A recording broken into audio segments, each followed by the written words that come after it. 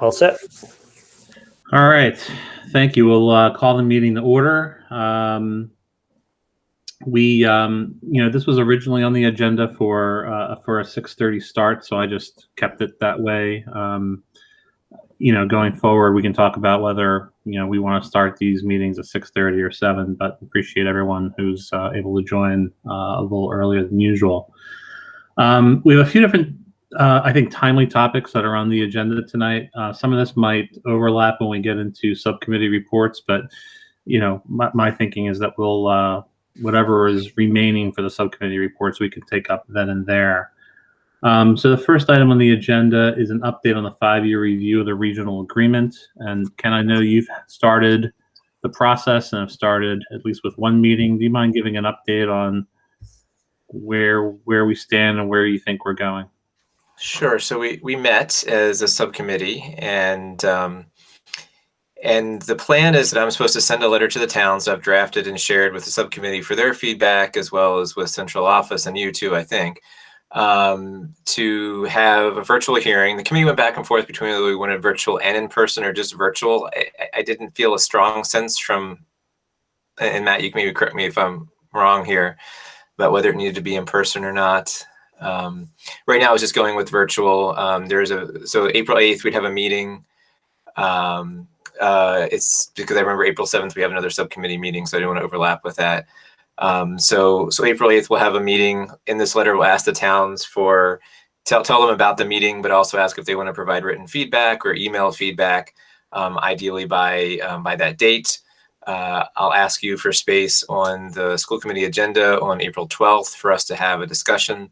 In that letter, we asked them if they might want to consider reserving a dummy warrant article ahead of time. We'll send that letter tomorrow. I just wanted to hear tonight and give the people from the subcommittee time to give feedback before that went out. But we'll send it out tomorrow.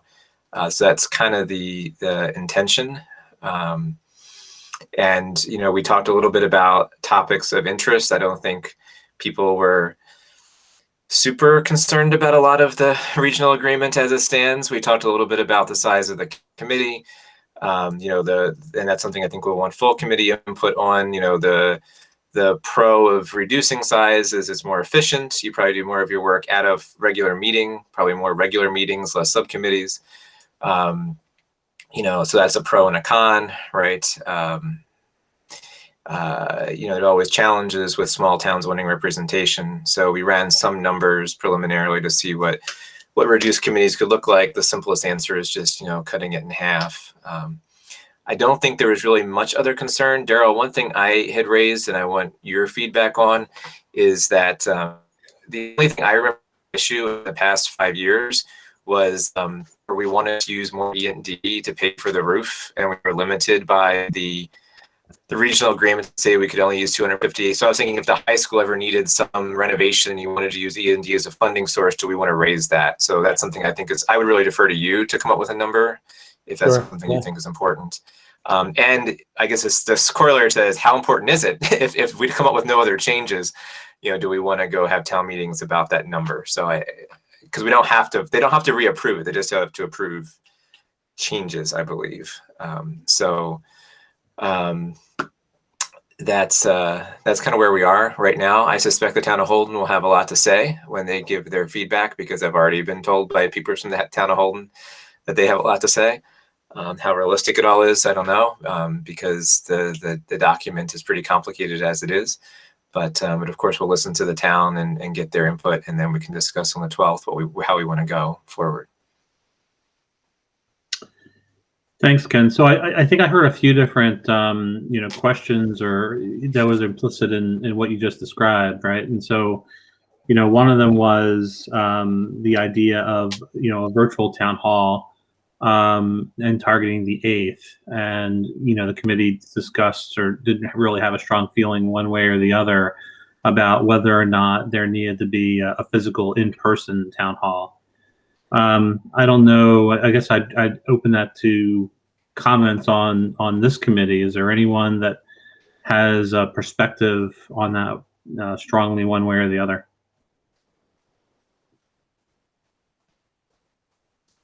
I mean, I asked Bartulis just to make sure we can have either or, and he said yes. I think at the subcommittee, nobody expressed a strong opinion either way.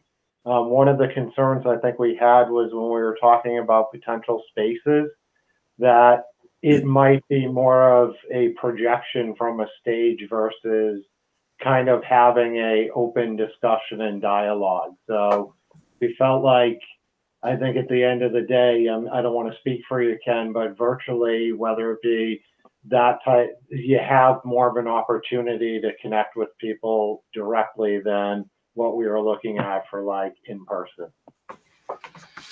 Yeah, I think that's fair. I think the only thing that I heard strong was that if we did an in-person one, that we should also have a virtual one, and that they shouldn't be necessarily the same. That the logistics of having just broadcasting the live one would be potentially awkward. Yeah. Yeah, my sense is that if we did a virtual one, so long as it was out there and well publicized, I don't see the need personally to do one in person as well. Given our timeline and given you know, what it is that we're trying to accomplish here.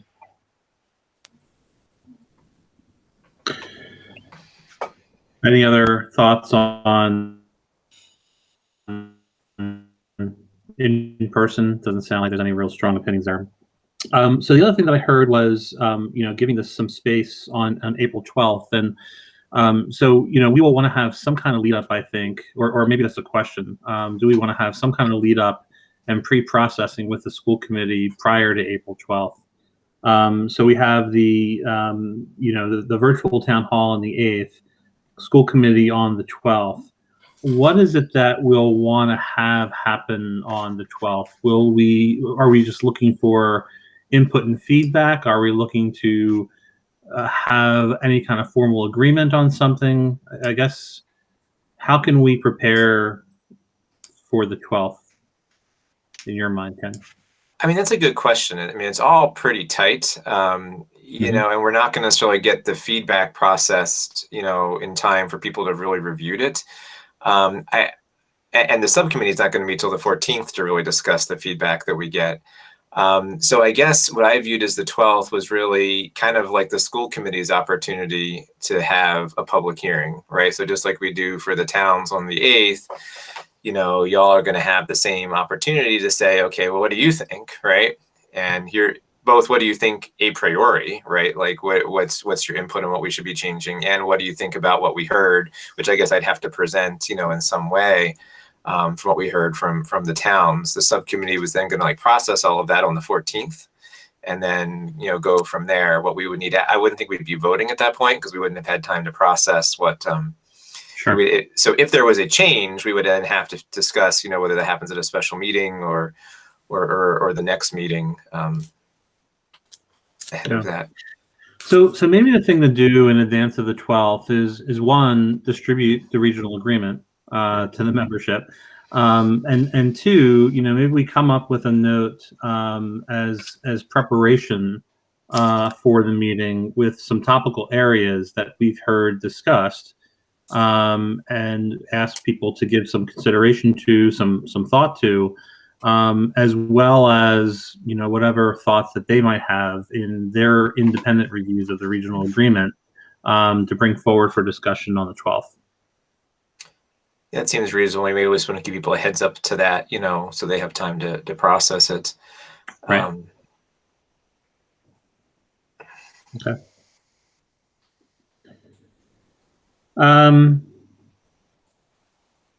Okay. So it sounds like we have a good start and we have a timeline. Any other questions, thoughts on regional agreement?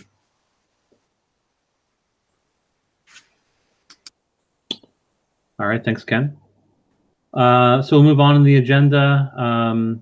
Next item is the Mcas update. So Daryl, if you can give an update on what's happening in the Mcas world. You know, certainly we and the administration has been receiving some notes around some perspective on Mcas testing for this year. So I thought it would be timely for us to just bring up a brief discussion of that. Sure. Yeah, thank you. So as of last week, DESE has pushed Mcas off. That was supposed to start the first week of April to the first week of May. And again, I believe Commissioner Riley did this primarily because it coincided with when kids were coming back to school full time. So he ended up pushing, all of that off down another 4 weeks. Ultimately, I'm not sure whether or not there's going to be a push at the federal level to allow for waivers to occur. My other thought is this does give time to the federal government to kind of sit back a little bit. Again, the new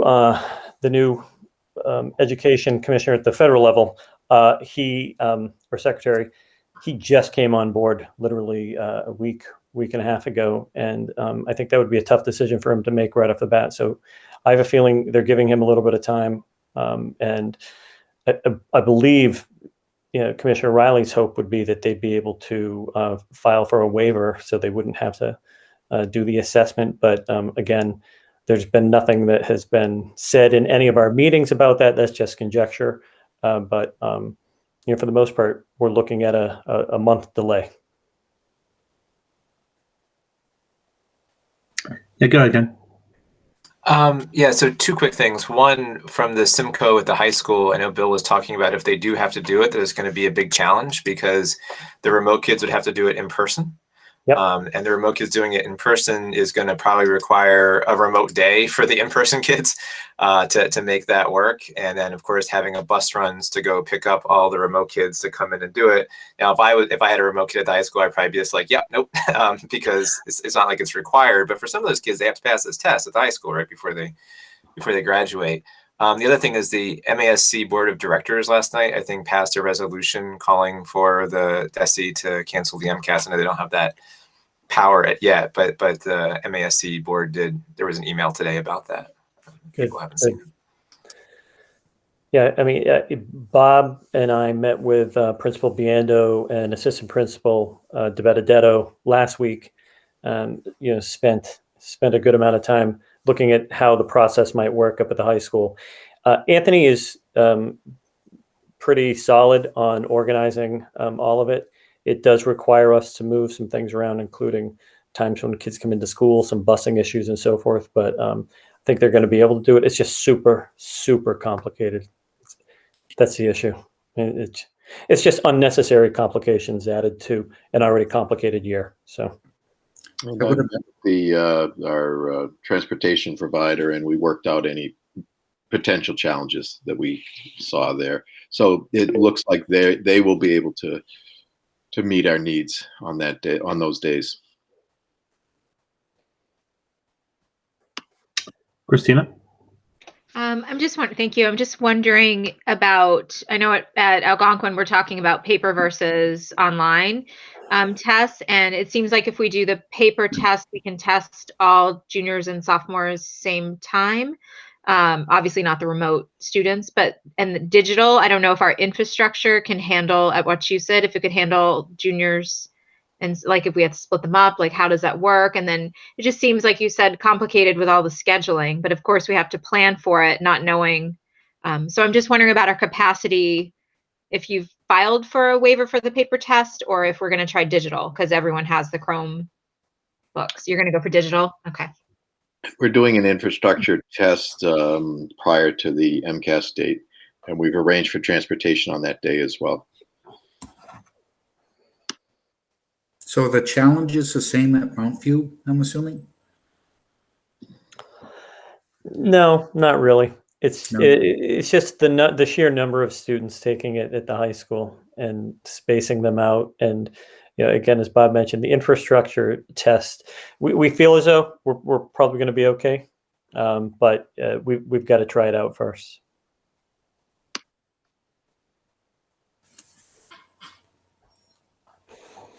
I have one more question about MCAS.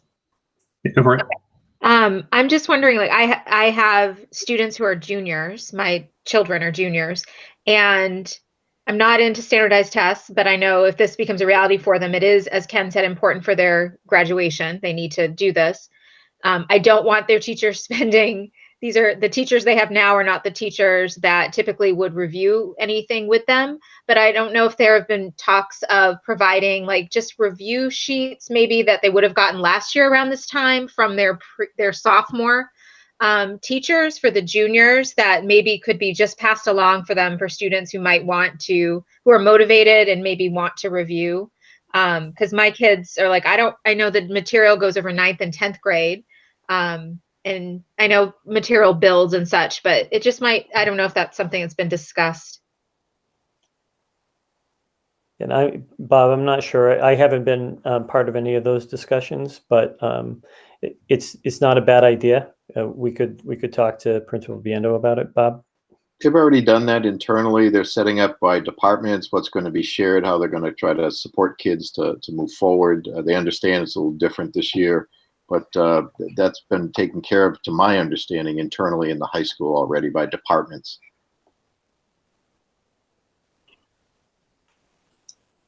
Great.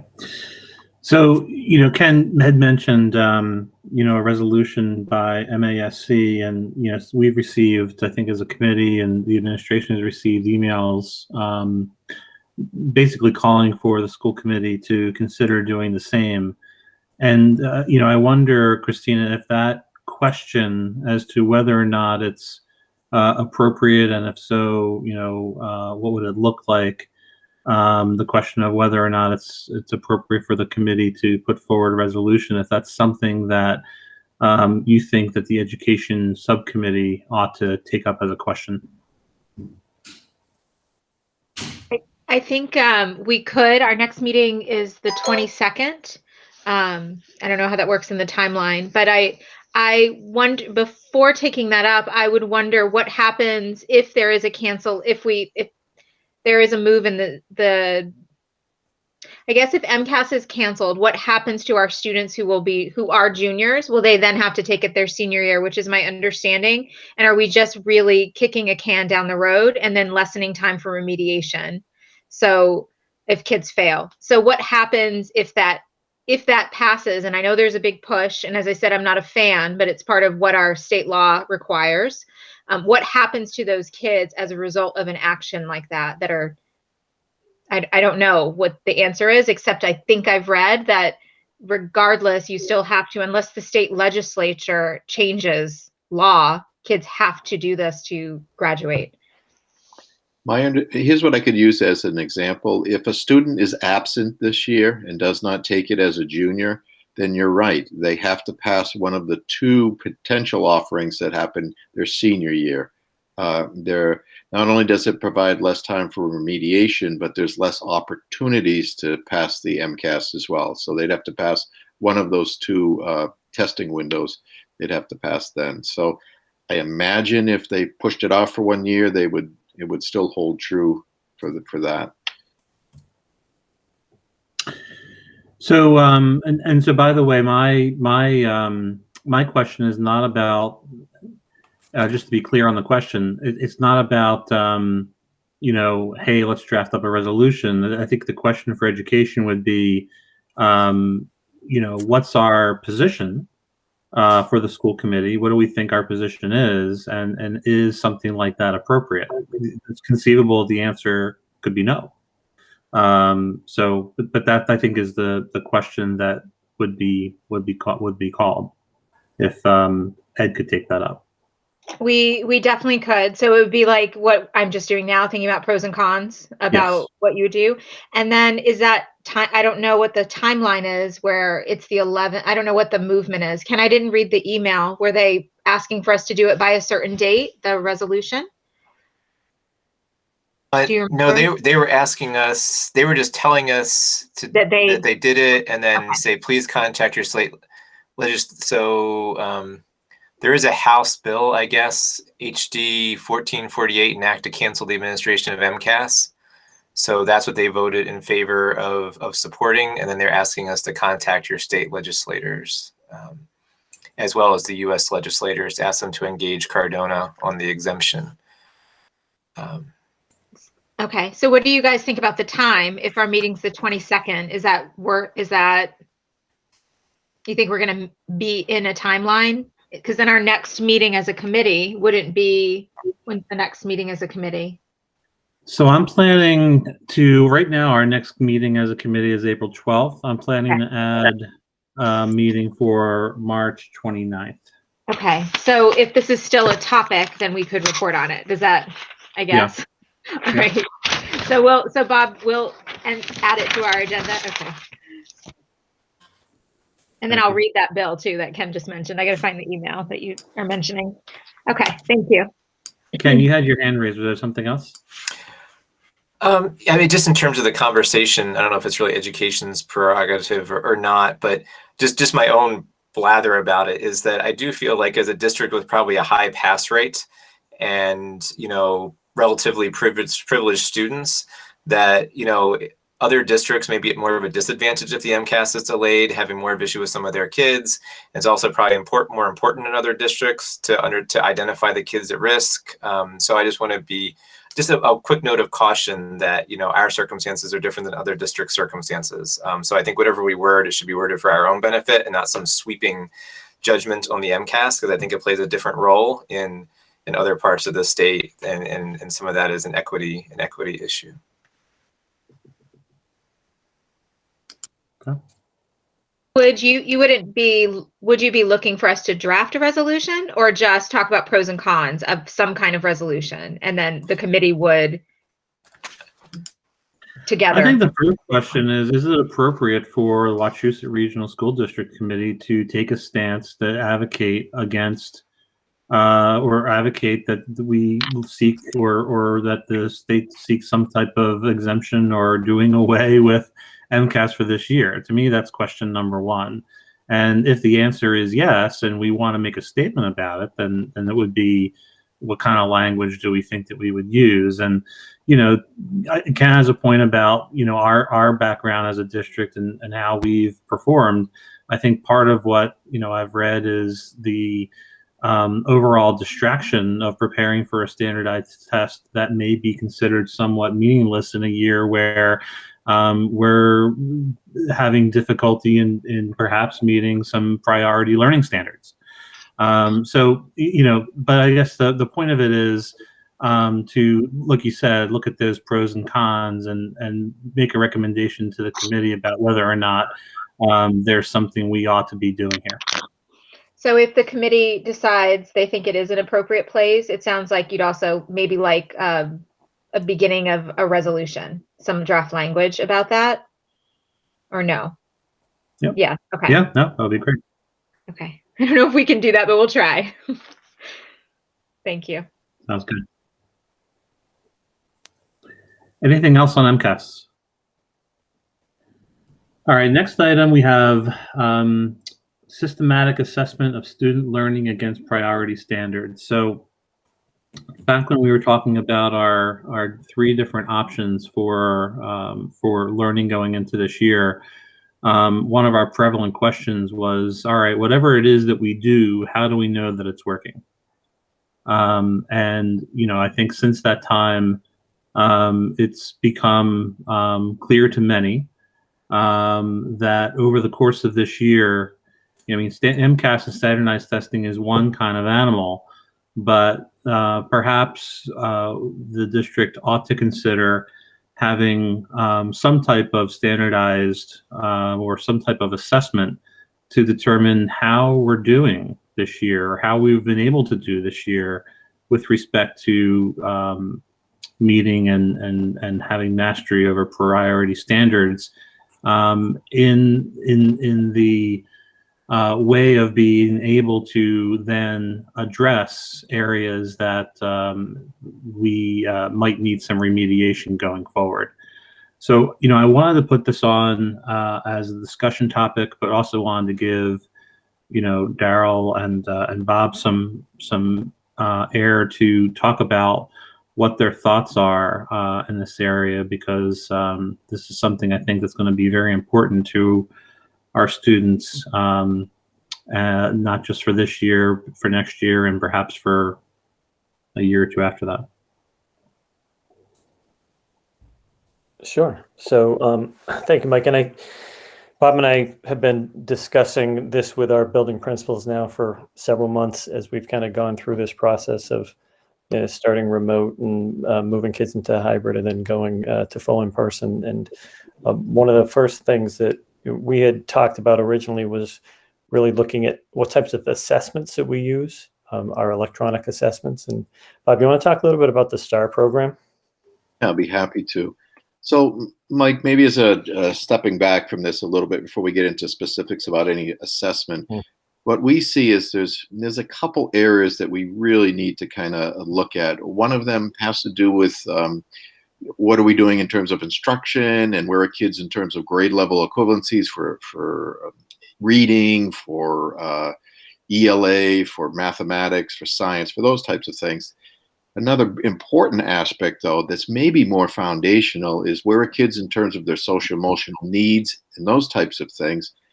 And then there's some key indicators that maybe in the past here at Wachusett, because the kids, as you said earlier, they do well on assessment, they show up, they participate, but some indicators that maybe we need to surface that in the past weren't as important, things like attendance, things like grades, the failure rates, things about kids and their absenteeism, like what do those numbers look like? Those types of things. I think those come into play very much so right now, as we've sort of had to do learning in a whole different way. So I would say it would be those three broad categories that we would be looking at. In terms of academics, we have an online assessment that measures students' progress, and it relates it to their grade level, where they should be. And it actually measures it in terms of like Bob's in grade 4, and here we are, we're 2/3 of the way through the year. So it measures it with the grade level. Like I'm in grade 4, and it'll tell how many months into that grade I am. So we can tell if I'm just a little behind or if I'm significantly behind. That's the STAR assessment, and that does assesses student progress as well as where they are in terms of the grade level for both ELA and for mathematics. And so it can be done online. It also helps teachers. It indicates what are more foundational skills so that you can have an informed remediation plan developed. That's what we're using primarily, and we'd be looking to use to measure students' grade level equivalency. Where are they at? Is Bob at grade 4, or is he significantly behind? And then from the results we get from that, it's detailed enough, we can set up a remediation plan and put that into play, and then monitor the progress on that remediation plan.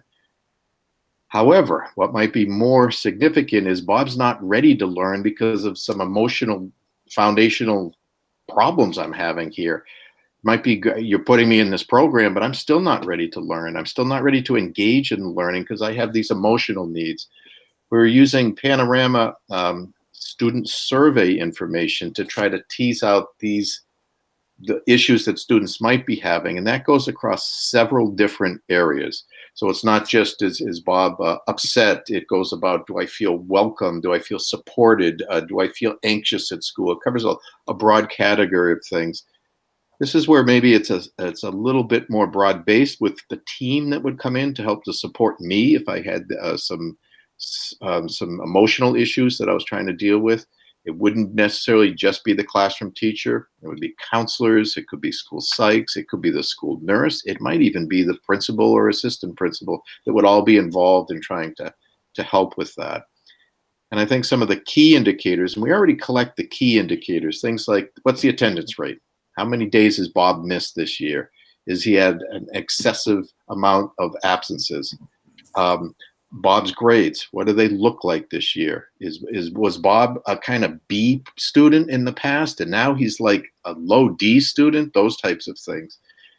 From teacher observations as well, we're trying to see about student engagement and the level of student engagement as well.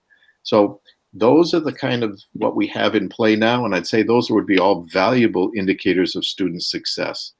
Obviously, we still are going to monitor things that traditionally we've used, like AP scores, the number of kids taking AP courses, some of those, in the upper grade level, those higher level things, we're still going to be monitoring those as well, but those might not quite have the same level of weight this year as in the past. Is that what you're looking for? Did I kind of...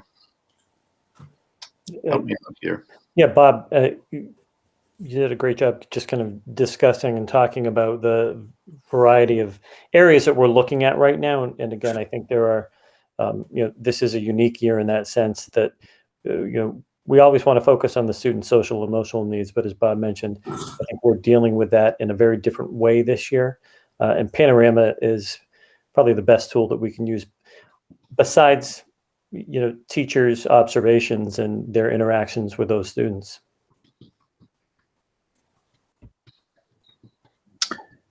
Any questions, comments on that? No? I'm sorry, just real quick.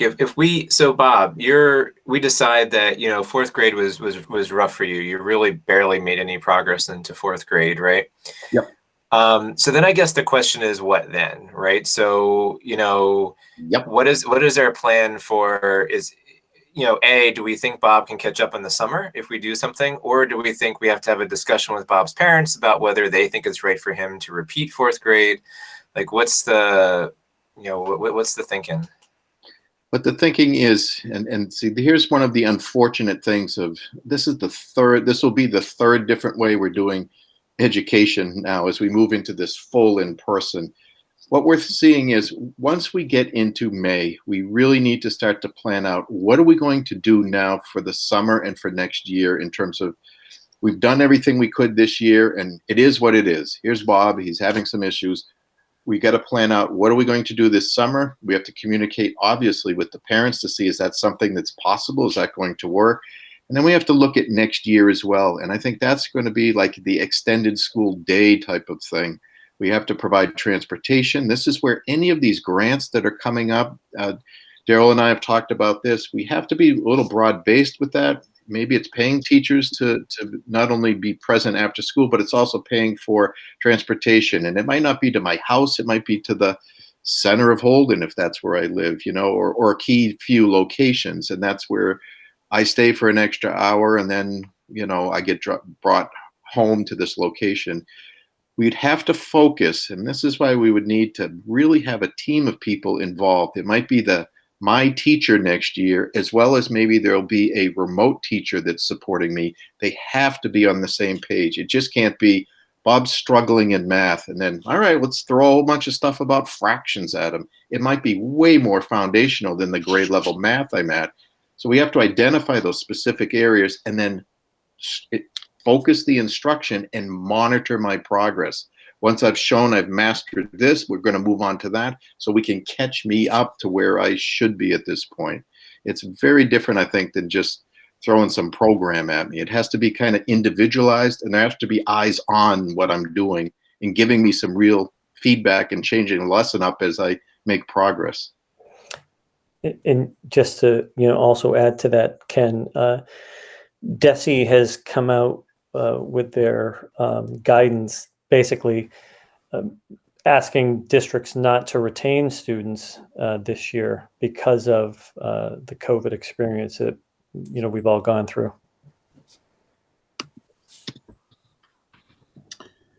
Matt, you had a question?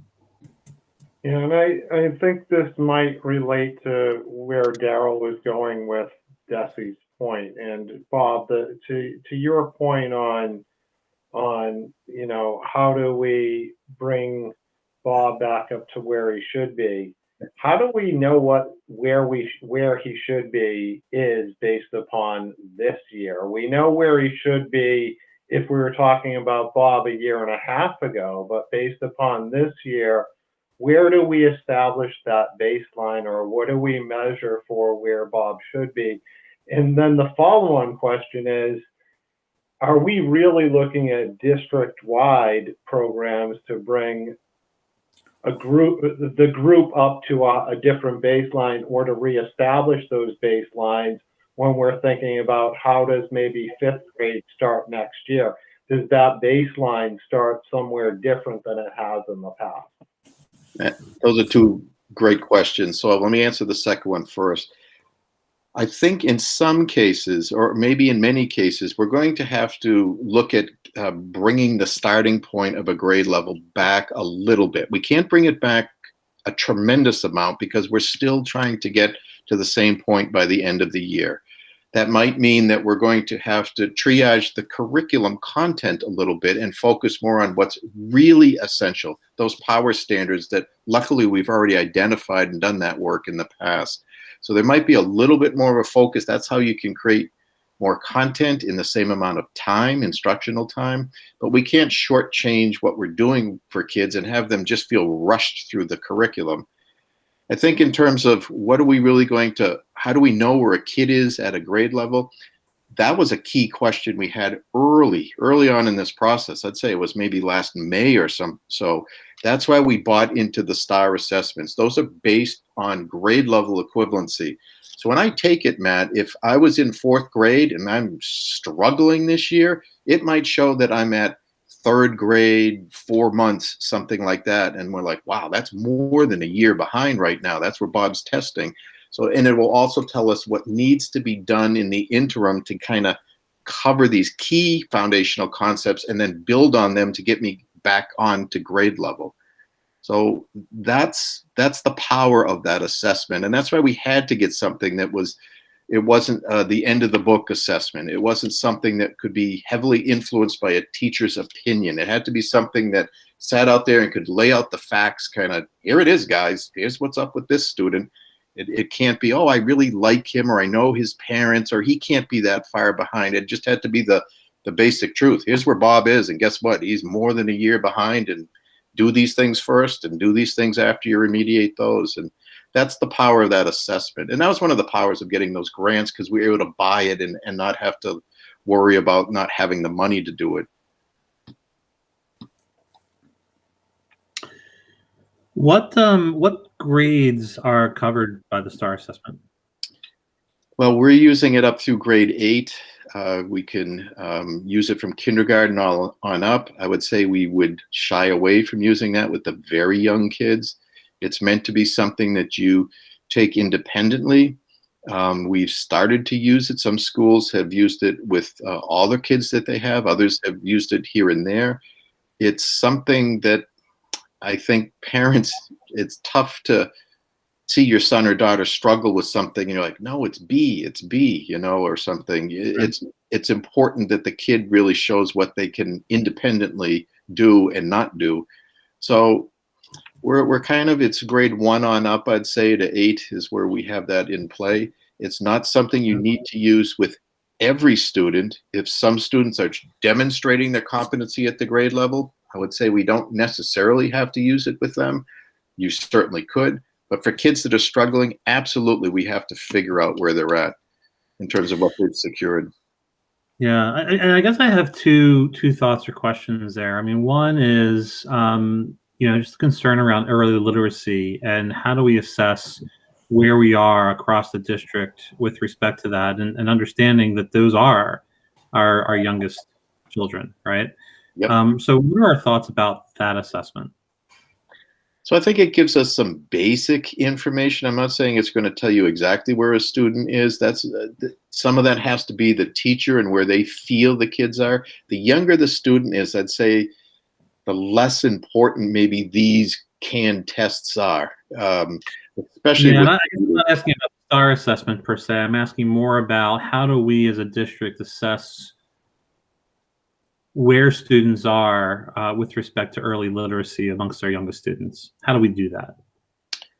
Well, I'd say one of the pluses of adopting the Fontes and Pennell that we have in play, they have multiple measures through different aspects of the whole spectrum that you use to teach a student how to read. It's, things like word recognition, phonics, all those different aspects of it, as well as understanding the meaning of words and being able to use them in context. And that we've trained teachers already for at least up through grade 2 in some of that stuff. So that's what I'd say is what we would use in combination with using the STAR assessment, is what the teachers have had for skills and what we have bought into and they already have in their hands. In other cases where a student is absolutely struggling and people are just stuck on it, we have other support mechanisms in play. There's Wilson Reading that we use. There's aspects of that I think can help to inform teachers as to where kids are. So that's where we are, Mike. Yeah. So, I guess the second point too, and I think it's related to the point that Matt raised is, certainly there's the how's Bob doing question. The other question that I think is also important is, what insights or what is it that we're seeing thematically on either particular buildings or across particular grades or overall, and how ought we to address those when we find them. So not just that Bob is having a struggle in ELA or in math in fourth grade, but that we're finding thematic deficits in a particular area across the board, and how do we address that, and how do we address that systematically? And so that there too, I think we need to, if we've given some thought, great, but probably need to have some developed thinking along the lines of a remediation plan or potential remediation plans. Yeah, and I think what you're stepping into is away from maybe what we have for curriculum or assessments and into how are we supporting teachers? Who's the one looking at this data to come up with these themes that we're kind of seeing? Daryl and I have talked a lot about the need. We used to have them, instructional coaches in the district, people that could go in and be the literacy coach that could look at the data and then help to identify weaknesses that we're seeing across the district and support teachers in effective instructional practices to kind of move the kids along in those directions. That's really where we need to be. You're asking me, Bob Burlow, the deputy superintendent here, who's not an early literacy specialist. I can't answer the specifics of that today, Mike. I can't.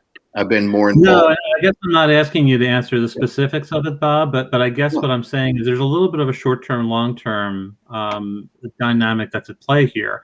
Yes. And the one is how do we have this kind of program built systematically? But given the fact that we're in a very unusual year and we've been doing things as everyone has, in a suboptimal way, and not the least of the matter that in order to receive some of our federal funds, we're going to have a requirement to do so, which is to systematically assess and try to identify where there are deficits and address them in some type of systematic way. And so, again, I think there's a how do we address that this year, and how do we try to build in a system for addressing that long term. But I guess what I'd ask is, we're going to have two meetings coming up, one on the 29th and one on April 12th. And if we can start to think about, as a topic for the 29th, to provide an overview, I think, to the committee of what the assessment plans are for the district in doing this analysis, and then perhaps for the 12th. Adding the remediation component to that, or what are the potential remediation plans that we need? What are the costs associated with those plans? And understanding that we're going to need to rely very heavily on funding, external funding, grant funding, to bring some of those remediation plans to fruition. Mike, to be honest with you, I'm not sure we're going to have those details ready by the 12th. The schedule that I've already laid out with the principals is we need to get the students back into school. We have to develop those protocols and routines with the kids and the expectations. We already have a list of students that we are concerned about, and we also have a list of what we're doing to address those concerns. But in order to plan for this summer, I told them that we would begin to do that in early May and to develop those plans then. So I'm not sure I'd have that information for you on the April 12th meeting. So I guess you tell me, when could we, if we're planning to start to put those plans in place for early May, when can we as a committee expect to hear them? We're expecting to develop those plans in early May to be put into effect for this summer. So that's in June. So I think that's our timeline on figuring all that out is early May. So we could report out to you guys in May at your May meeting, absolutely, of where we are with the plans. The plans wouldn't go into effect until June or even July. I mean, it would be, that's what we're going to figure out is when and how and what's it going to look like. Yeah, right. And what's it going to cost? Because as Bob mentioned, we just talked a little bit about transportation. That's one of the things that we're kind of bantering about. Is this something that we have the capacity to pay for buses? It will be dependent upon how much money we see from the stimulus package that just went through. So, ultimately, I believe we might have the option of getting kids onto buses, bringing them into school for in-person learning, which would be great, especially for the kids that really need the extra support. But we're also looking at putting together a program for students in terms of providing not just support for the kids who are multi-grade levels behind where they're supposed to be, but also enrichment for students who just, again, we've not made it through a certain part of the curriculum. Perhaps we're able to get something out to everybody so they're able to say, okay, here are some different books that you're going to be able to read and work with your child on, or here's some online programs that we'll be able to provide for families to be able to tap into during the summer as well. Yeah. So I guess my concern is, and we've had a little bit of a pattern of this, is getting so far back that by the time we decide to do something, it's too late to do something. And so, I can certainly be flexible on April 12th. It sounds like something that we want to continue to track. And by the way, anyone else on the committee, if you have an opinion, don't let my voice be the only one. But it's just my sense that I feel like if we're into May, it's starting to feel too late. And so let's continue to track it and let's look for at least raising this discussion at our meeting on the 29th. Christina? I'm not sure if I missed something in the description, but it sounds like this is also not just something for summer, but something that we'd be looking at as kids start in the school year, correct? And as I was listening, I was thinking about, I was also thinking about enrichment, like Daryl said, for kids, because some kids have thrived. We do have kids who've struggled, and some kids have struggled with certain parts of the curriculum, and that's what you're talking about, identifying. But I'm thinking of next school year, and we're still having catch up at that point, obviously, because not all kids will take, or if we don't have a program available, or all kids won't take, some of the parents are going to want their kids to be kids in June and maybe not go to school in July. And some will send them, or whatever their circumstances allow. So we'll still have kids we need to address when the school year starts. But I started thinking about how this can be drudgery for children when it feels like punishment and it's not their fault that this is happening.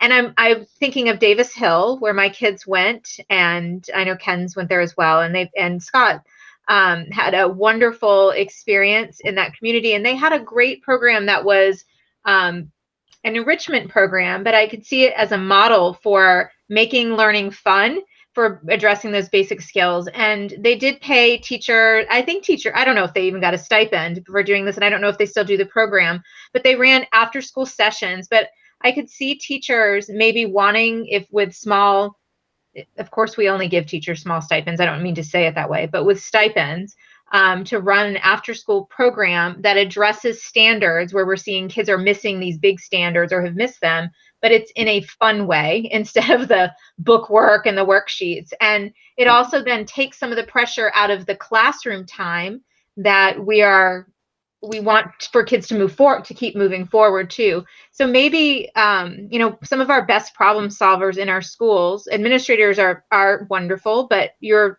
thin right now as you're describing. I would totally support, and I'm sure you would as well, getting some teachers together, asking them to see what do you see as solutions, what could we design, and I bet we'd have amazing outcomes, and we might even make that April 12th date. You never know, because I'm sure there are teachers thinking, what the heck can I do with my kids, and how do I help them? I am concerned about high school.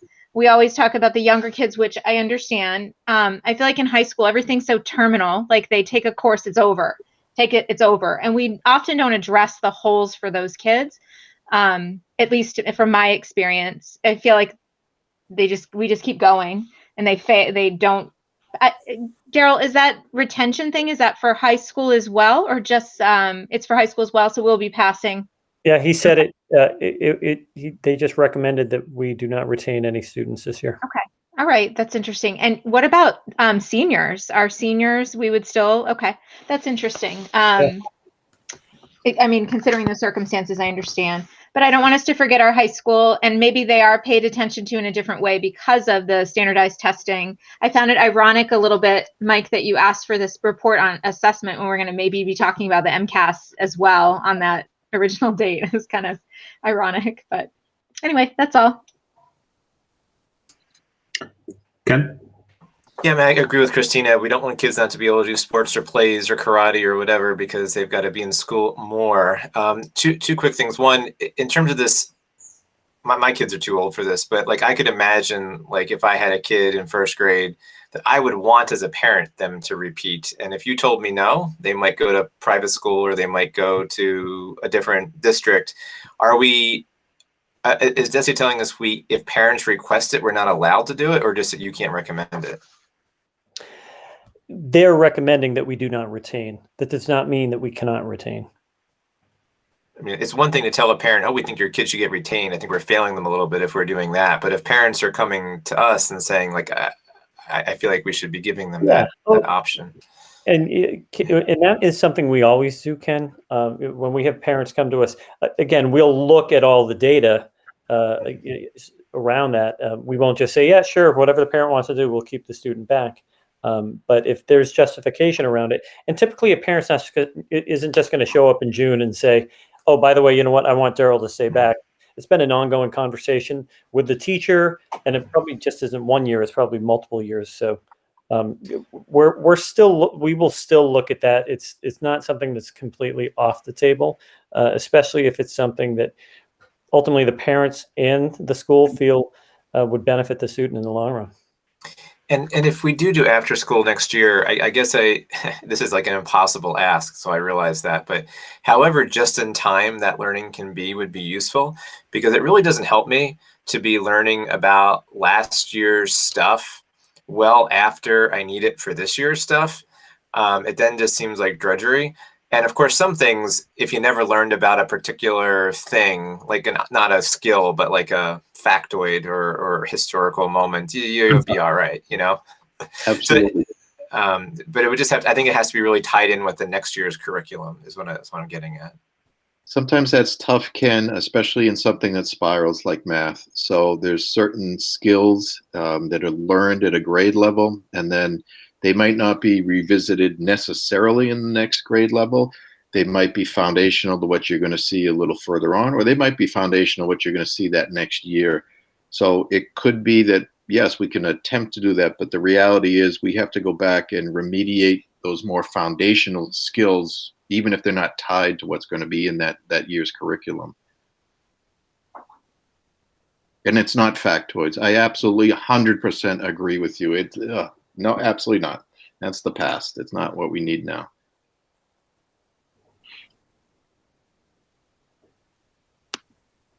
Any other comments on assessments for this year? By the way, just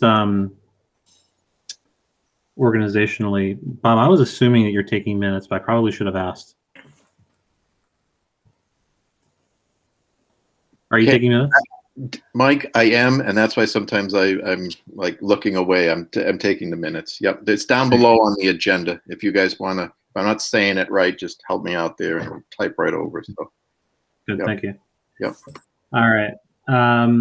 Moving on. Update on strategic planning process. Daryl, do you have any updates here? Yeah, sure. So I met with Mac Reed to talk about the process. Mac is one of the organizers of the Mars Consulting Group. They are the group that we used last time. Mac was actually, I think, the lead in the project in terms of developing the strategic plan with Wachusett 5 years ago. Mac has an outline that he's going to update and share with me, and I can forward it off. I'll share it with management, hopefully at the next meeting. He's basically looking at early fall to pull together kind of the process, started again with a wrap-up time sometime in late winter, early spring for the plan.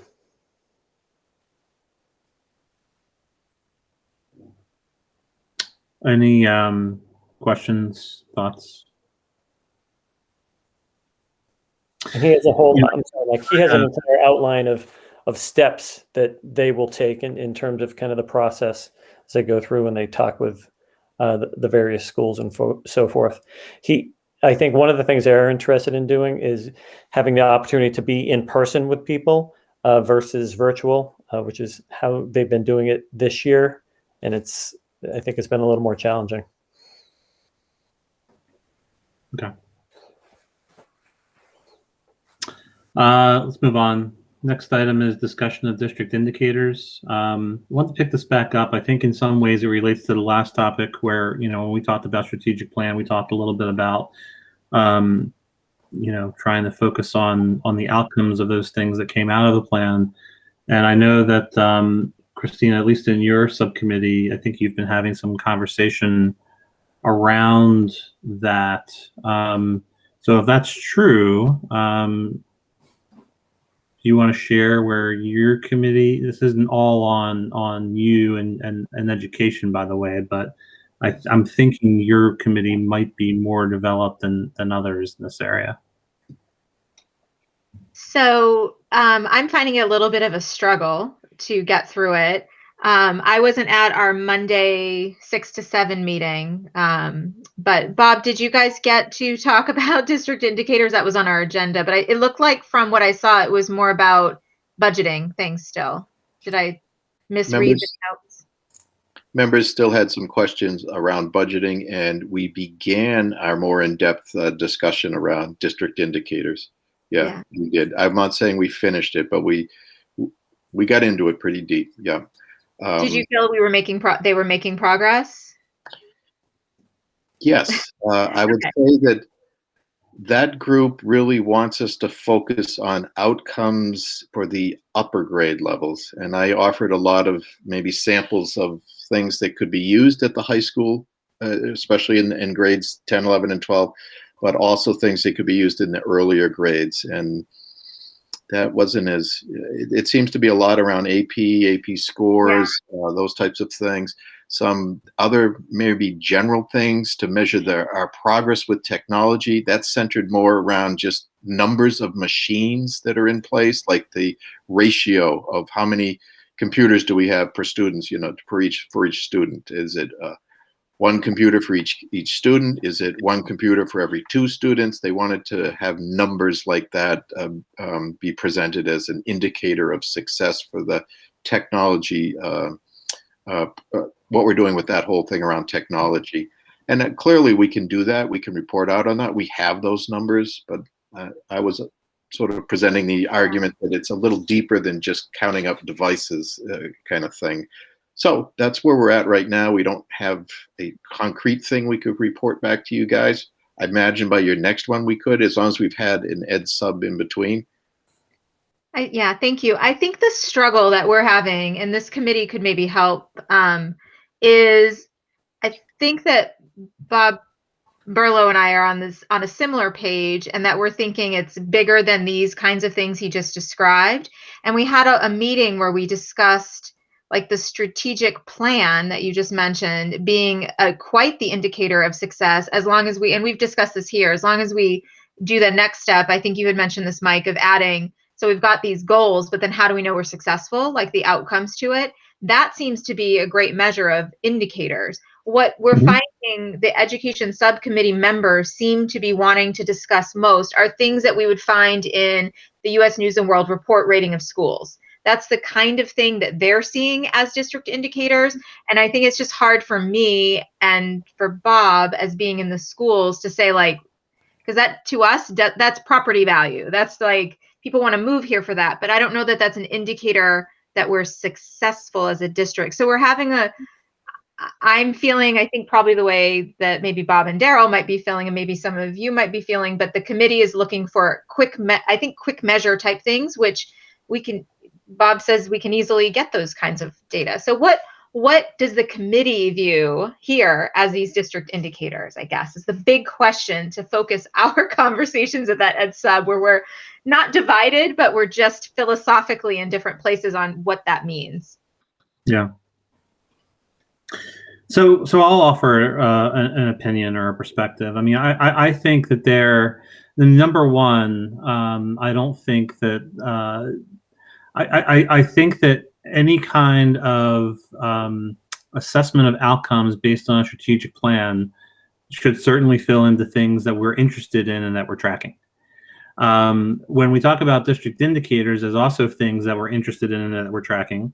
I could think of it in probably three spheres. I could think of it from, a student outcomes perspective. I can think of it as an employee outcomes perspective, and I could think of it as maybe a fourth. I could think of it as a community outcome perspective, and then maybe the last is kind of an operational outcomes perspective, right? And so, what are examples of some of those things? Student outcome perspective, I think, are some of the things that that you're looking at. Bob Imber, for example, gave some commentary around AP courses and AP offerings and the number of students that are in AP. I'm not saying that's the indicator, and I'm not saying that it should be one indicator, but he gave that, I think, as an example of something that's interesting that perhaps we should be tracking. And so to me, I think it's, student indicators can fall into that category. Into employee indicators, what is our voluntary attrition rate, for example, versus what do we want it to be? Maybe an indication of satisfaction, versus what we want it to be. And then, maybe from a community perspective, some of the things that perhaps you're finding the Ed subcommittee getting into, like some of those new U.S. News and World Reports kinds of things, maybe starts to fall into those. So, I think that, I could envision, again, for me, what are if we had to boil down to a dozen different metrics across a few different spheres, and maybe it's not a dozen, maybe it's 15, but what are the things that are interesting for us to track, that are important to our values, that give us a glimpse into how we're moving across those different things over time. And, how we organize and develop those things, I think, Ed Sub, to me, kind of makes sense to look at that first sphere, the student outcome sphere. But that's my perspective, certainly open to other opinions. And by the way, I mean, to me, I've seen instances where we try to track metrics across different organizations for a variety of different purposes, and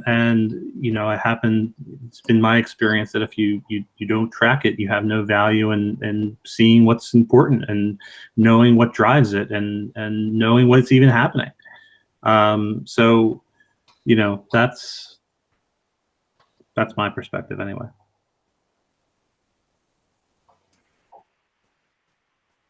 One metric we're not following is actually policy. We have policy 5100, it is, which I'm only aware of because I wrote it. It talks about the goals of the district's personnel program, and there are 6 goals. It says they'll be assessed on a biennial basis, and that was in 2014 with a report to the school committee. I don't think we've ever gotten a report to the school committee on any of those goals, even though it's been 6 years, so we should have gotten it 3 times. So some of those, this is like climate and morale and that sort of thing. So some way to incorporate that requirement of that policy into an indicator might be worth considering. And what's the number of that policy again? That is 5100. Thank you. It is personnel policy goals.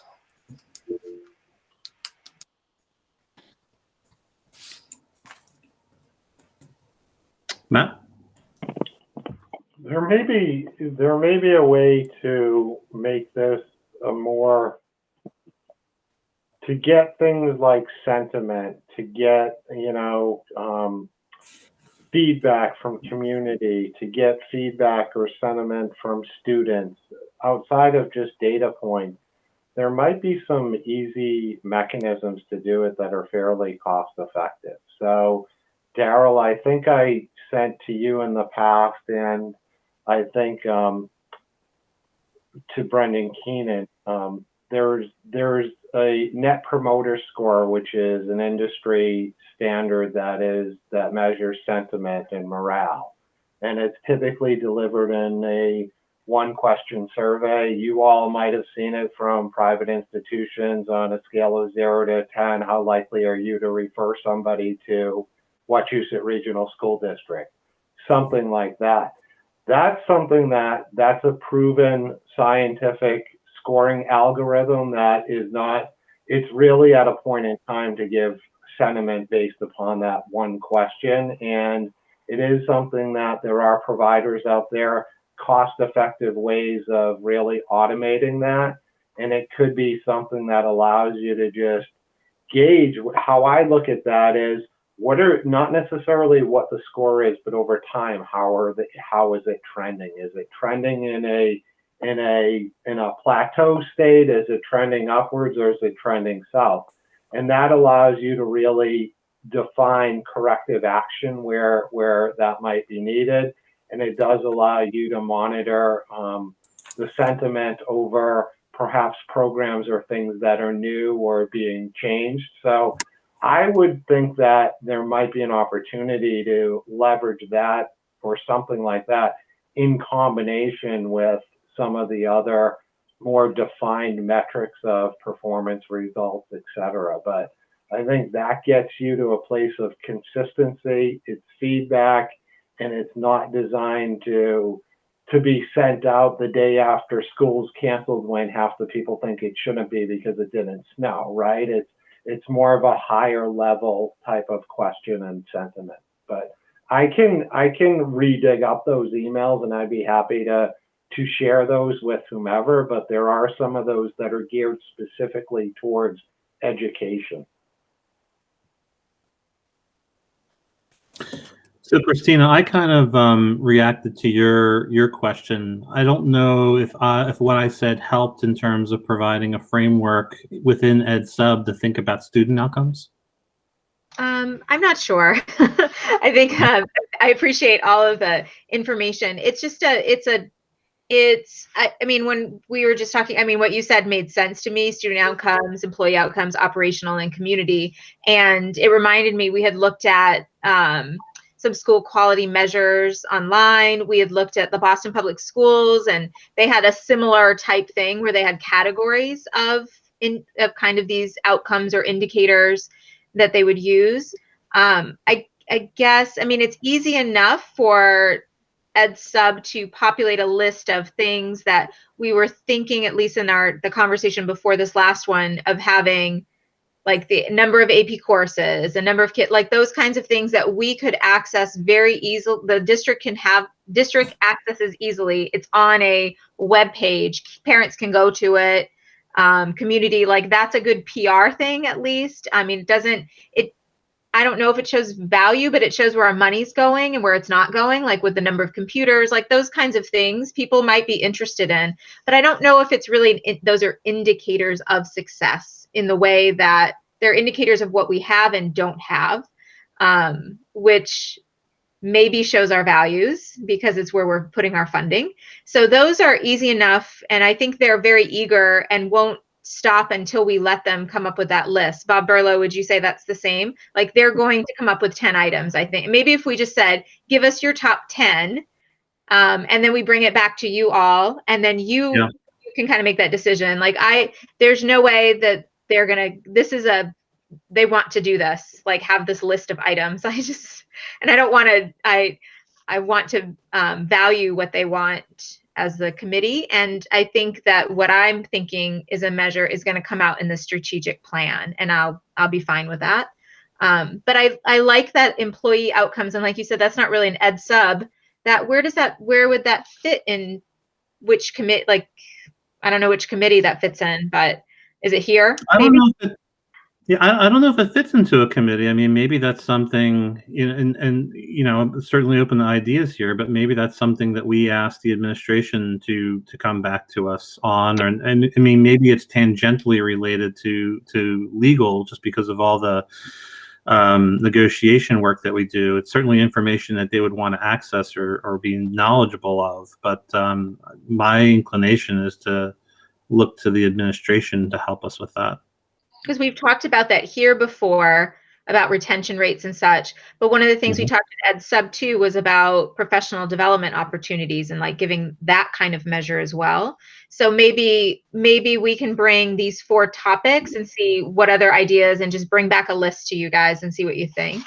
And maybe that'll get other groups thinking of measures too. If I could just add to what Christina's saying, when Christina and I first talked about this, what we both came to the conclusion of was, rather than just creating a list of all these separate things that might answer, like, well, we should have one for this, we should have one for that, we're charged with following the strategic plan. And to me, we should be reporting out on progress related to the strategic plan. So any of these indicators of success should be tied back to that, because essentially that's what we're trying to put forward in different budget aspects, whether it's staffing, whether it's textbooks, whether it's professional development, whether it's what we're going to do to communicate better with the community. It's all sort of tied back to that. So I really felt strongly that that should be the guiding document that dictates what we're going to measure for indicators of success, and it should be in there.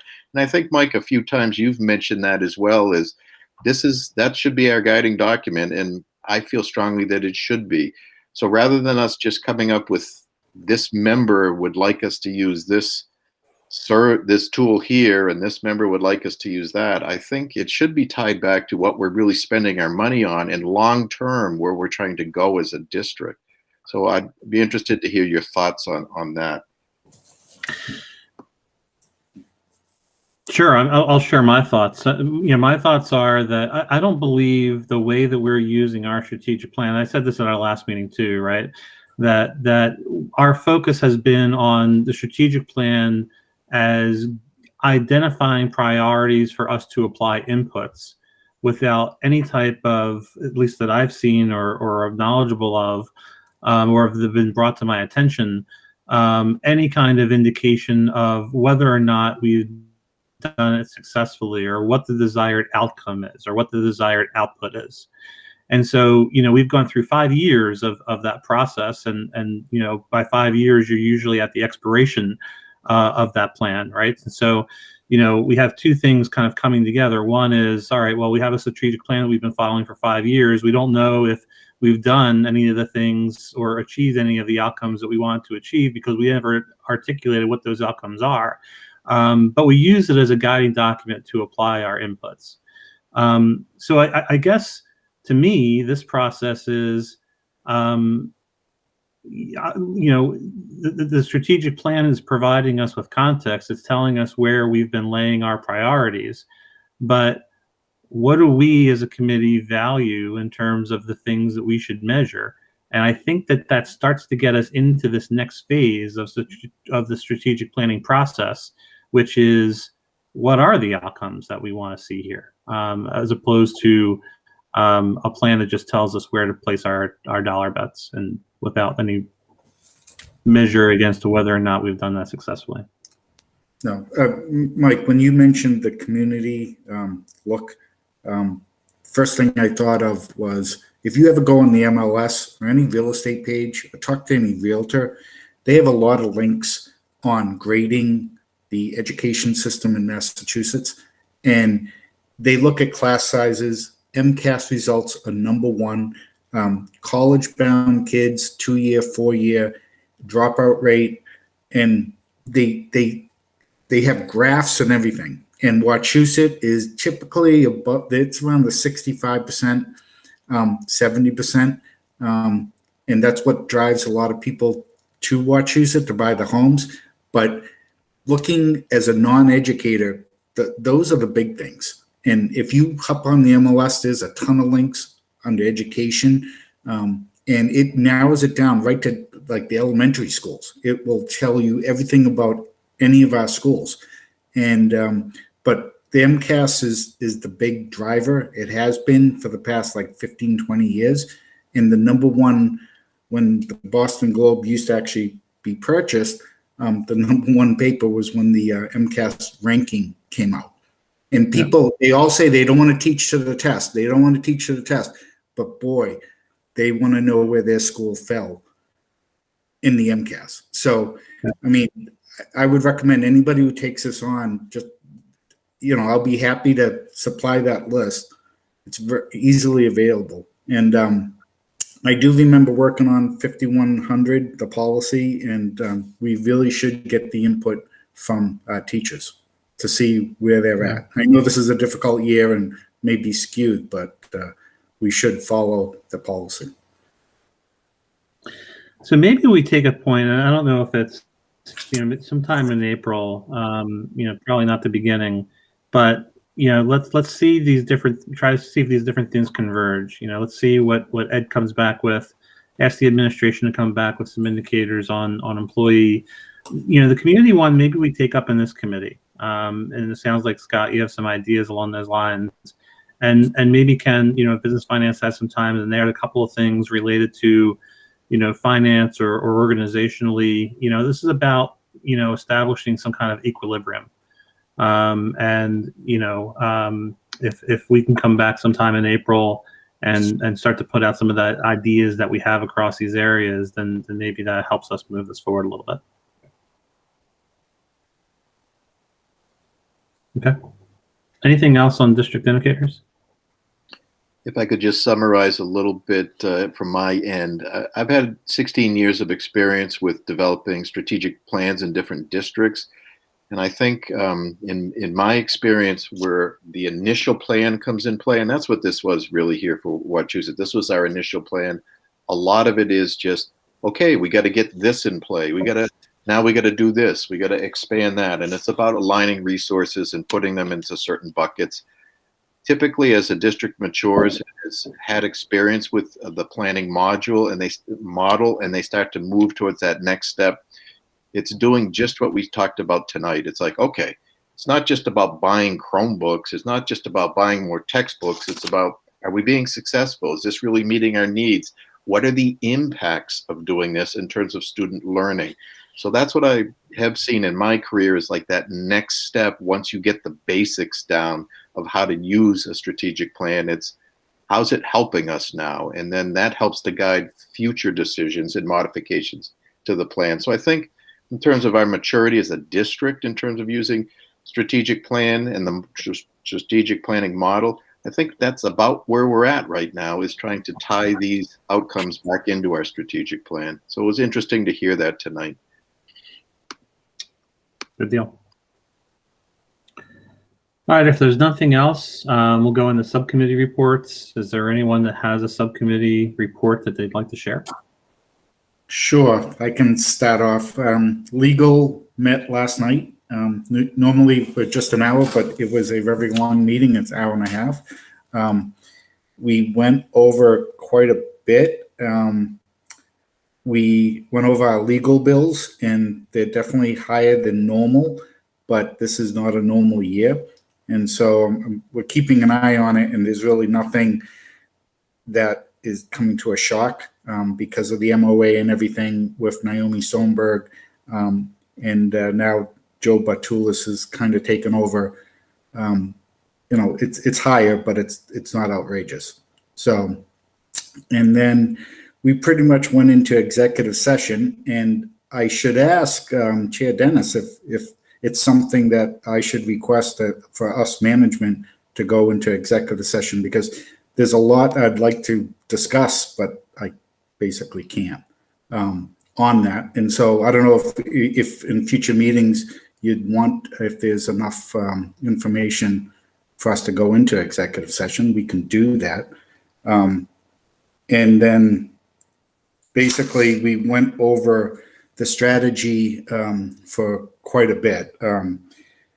We're starting up with the paraprofessionals. We laid the ground rules for that. We came to an agreement with the ABA PAs, and in the future school committee meeting, I'm going to ask us to go into executive session, and we're going to vote on that. Vanpool, there's been movement actually today on that in a good direction. Turf field, we went over that. The PEC, which the chair of the school committee signs off on, we're meeting March 15th on Monday. Jeff Carlson and I drafted a letter to the PEC. Trish O'Donnell, she's the chair of the 8 unions for their healthcare, on cost savings. And so if they, went to certain things, right now they're at the 7822. If they went to 7720, things like that, plan design changes on saving the district money. And so we're probably going to be going over that on Monday. And I believe that's it. So it was a long meeting, pretty much an executive session. And again, I'll probably be asking in the near future to go into executive session regarding the ABAPAs, and hopefully on a few other things. So, Scott, do you feel like we have enough to go into executive session to give the full school committee an update on the 29th? I believe so, yes. Okay. So we'll plan to do that then. So I guess I was also a little confused by your question. So were you looking for this committee to go into executive session? Well, right. I mean, Management? we've never gone in my history of being on management subcommittee. We've never gone into executive session. So I feel bad. I'd like to go over some of the information in regarding negotiations, but you can only do that in executive session. So, I throw that out to the committee. If we ever wanted to, we could put that on the agenda, but because there is a lot of different things, because we're putting together the bargaining team to bargain with the WREA, because their contract is up in June. And we went over strategy on that. And I would like, management, to have their 2 cents, bring you up to speed kind of thing. But if that's my opinion. If you're like, no, this is no place for management, that's fine. No, I guess what I'd say, Scott, is as we're talking about it, we'll plan to have an executive session for the full school committee on March 29th. Sure. As we have these management committee meetings on the calendar, if there is something that you think your committee would benefit by having this committee listen to, or if you think it would be generally beneficial for this committee to listen and opine in advance for planning for it to come to the full school committee, for example, let's talk about that, and we can put that as a component of our meeting in advance. Sure. Does that make sense? That does. Sounds good. Okay. Cool. Any questions on legal sub? All right. Thanks, Scott. Anyone want to go next? You heard everything from business and finance at the subsequent meeting, right? So we've been given a preview of that meeting. Dana expressed some interest in meeting on Monday night. I think subsequently, ahead of the meeting, I think subsequently Daryl and Dan talked and decided that wasn't necessary. Is that fair, Daryl? Yes.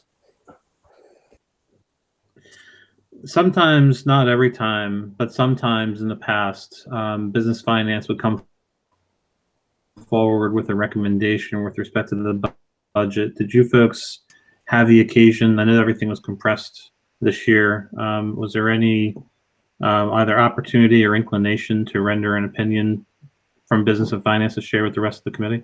We did not do that, in the sense,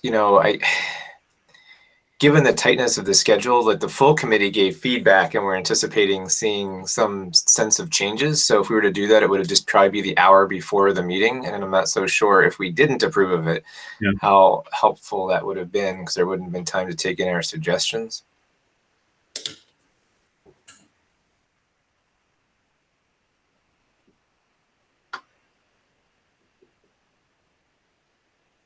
Okay. The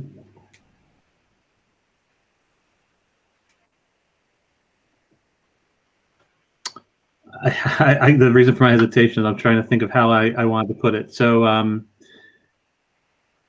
Ken's statement, Ken, your statement is predicated on the notion that you're hearing a call for changes, and I guess I'm wondering if that aligns, Darryl, with what you're intending for Monday night. It does. Okay. Yeah. So in terms of looking at modifications, that's what we're doing right now. Okay. I'm just reflecting on what I heard at the main meeting. Like, it seemed as though people had made suggestions, whether they take them up or not. Right. Okay. Anything more we want to talk about Ed Sub or superintendent goals and evaluation? No, unless you, Mike, you wanted to talk a little bit on the goals and evaluation. I know you had a conversation with, I think, Glenn at MAFC. I don't know if that's worth bringing up to this committee. Sure. Yeah, no, it is. So thank you for that. So I don't want to step on your toes here, Matt. But I did have a conversation, kind of an introductory conversation with Glenn Kuchar, and prior to that, Matt and I talked, and I think Ken, you and I talked a little bit about this as well, of looking to MASC to come in and provide a little bit of training guidance on some of the standards, for lack of a better term, for conducting the evaluation. And so, not necessarily the mechanics of, pressing the button and advancing the form, but things like how do you know when a standard has been satisfied?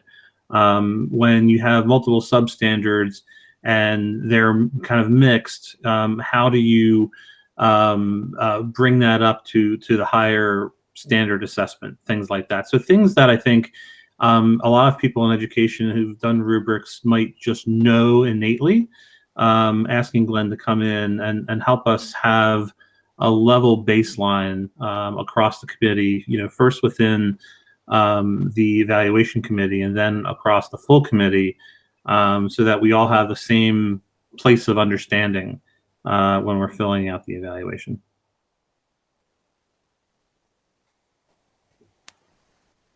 And then, Matt, I think you have meetings scheduled. I think you have one for this month, right? 22nd, correct. Okay. Any questions on that? All right.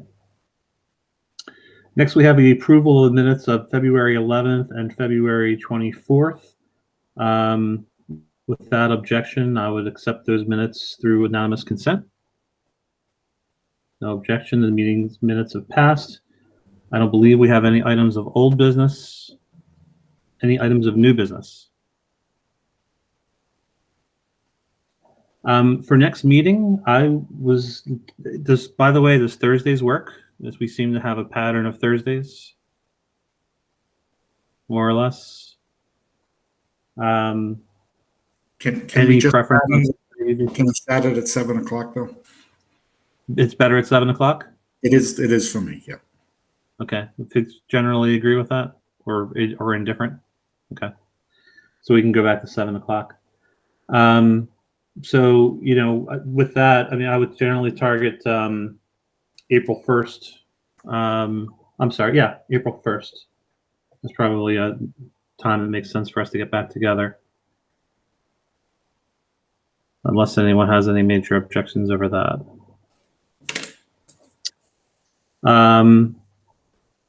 That said, the next item on the agenda is adjournment. So I'd entertain a motion to adjourn. So moved. Second day. All right, I'll go through. I'll try to go through real quick. I'll just go based on who I see. Matt? Lavoie, yes, and that is an hour and a half on the nose, Mike Dennis. So good job. All right, I'll cut my comment short. No, I'm kidding. Christina? Smith, yes. Ken? Yes. Scott? Brown, yes. Dennis? Yes. All right, thanks everyone. Have a great night. Good night. Thanks. Bye-bye.